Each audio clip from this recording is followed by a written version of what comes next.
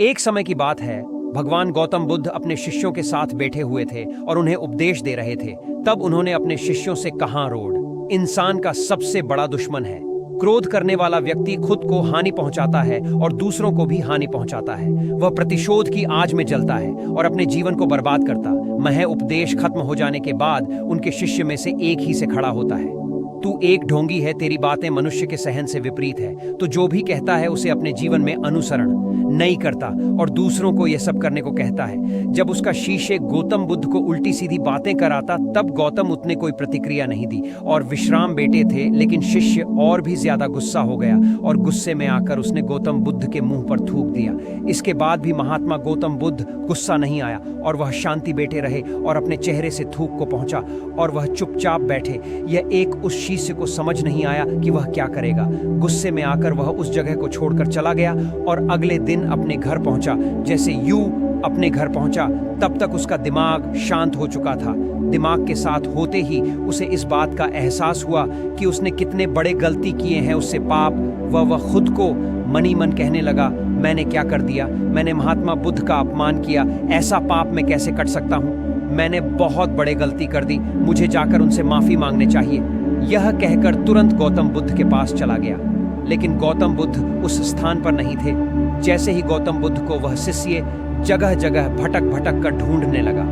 जैसे ही उसे गौतम बुद्ध मिले तो हुआ उनके पैर में गिर गया और उनसे कहने लगा, मुझे माफ कर दीजिए, मुझसे बहुत बड़ी गलती हुई, मैंने आपका अपमान किया, मैंने बहुत बड़ा पाप किया।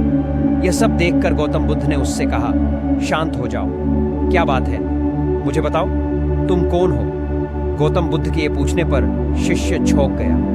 वह सोचने लगा कि महात्मा बुद्ध मुझे कैसे भूल सकते हैं, मैंने तो उनका अपमान किया था। यह सोचकर उसने महात्मा बुद्ध से पूछा, मैं वही शिष्य हूं जिसने कल आपका अपमान किया था और आप इतनी जल्दी ही भूल गए? महात्मा बुद्ध ने उसी से सेका, मैंने तो पहले वह स्थान छोड़ दिया और तुम अभी तक वह खड़े हो। तुम्हें अपनी गलती का आभास हो गया, तुम पश्चाताप कर चुके हो। अब तुम आज के दिन में जीने का निर्णय लेना होगा। यदि तुम बीते हुए कल की बातें याद करके परेशान रहोगे, तुम्हारा वर्तमान और भविष्य और दोनों बिगड़े। तुम अपने गलती से सीखो, उसी दौरान आज को सुधारो। हमें कल की बातों को कल में रखकर आगे चलना चाहिए। वह अच्छा हो या बुरा, उसके बारे में बात बात विचार नहीं करना चाहिए। बेटे हुए बातों को पीछे छोड़कर आगे चलना चाहिए और ऐसा ही हम सबको करना चाहिए। महात्मा बुद्ध की यह बातें सुनकर हुआ शिष्य और भी ज्यादा प्रभावित हुआ और उनसे बोला, मैं आज से मैं आपकी हर बात को माना करूंगा। उस वक्त का क्रोध उतर गया। वह बुद्ध के चरणों में गिर पड़ा और उसने अपना क्रोध छोड़ दिया। वह क्षमा का संकल्प लिया। उस वक्त कामे रखते हुए गौतम बुद्ध ने हमें अपने उपदेश के माध्यम से एक महत्वपूर्ण संदेश दिया है।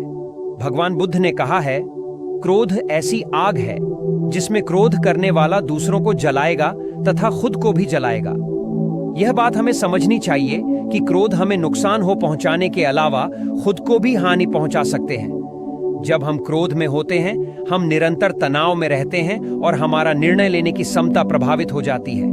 क्रोध हमारे रिश्ते को भी नुकसान पहुंचा सकता है। जब हम क्रोध में होते हैं तो हम गुस्से में अपने पास वाले लोगों से बदले की भावना रखते हैं और उनसे अन्यायपूर्ण व्यवहार कर सकते हैं। यह हमारे परिवार, मित्र और समाज में दूसरों के साथ अच्छे रिश्ते बिगाड़ सकता है।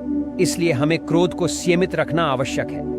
बुद्ध भगवान ने हम बताया है कि शांति और सुख का मार्ग अंतर्मन की स्थिति के मध्य से प्राप्त होता है।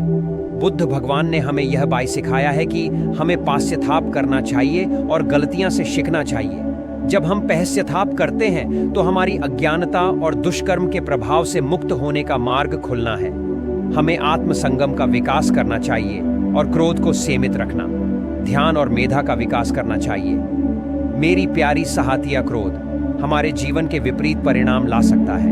हमें अपने आप को संयमित रखने की समर्थ प्राप्त करनी चाहिए।